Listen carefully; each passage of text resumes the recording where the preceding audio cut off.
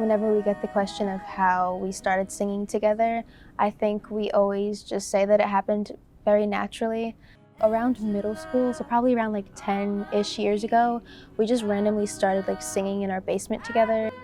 We always just had an interest in music and the arts naturally, and yeah, like neither of our parents were really like into music that much, but we just always were.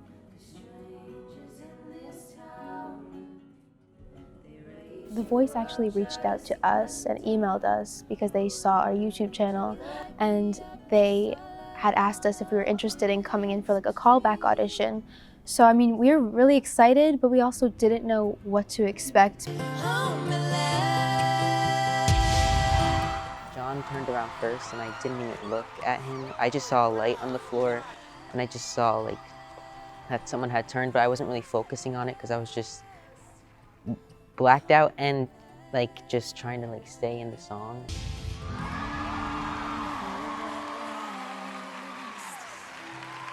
Overall, I think me and Dane are both just so appreciative of the experience we had because it was just such a great learning experience, and just we grew so much too together as artists and just as people, and we never really thought about how far we'd make it on the show. It was more just about the surreal journey that we were on, and we were just thankful for it. The whole experience definitely gave me a lot more confidence, and I've learned so much from it that I'm always going to carry with me, and it's always going to be a big moment that I'm going to look back on. Something that I also got to share on the show was that I'm transgender, and not only did I share my story with that, but it also affected us and how we sing together. And at that point, I was only like 7 months on hormones. I can't sing the higher notes I was used to hitting anymore, and we both kind of had to adjust to what my range was and what we could sing together.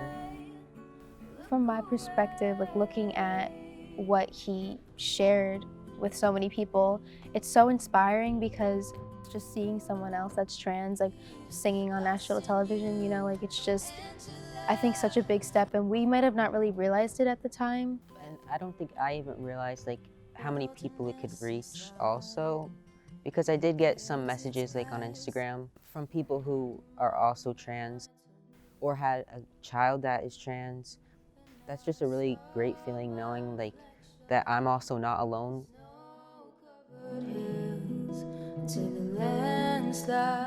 I started my own YouTube channel so that I could document my transition, and before I even started hormones and all that, I kind of always had the idea from seeing other trans people do it.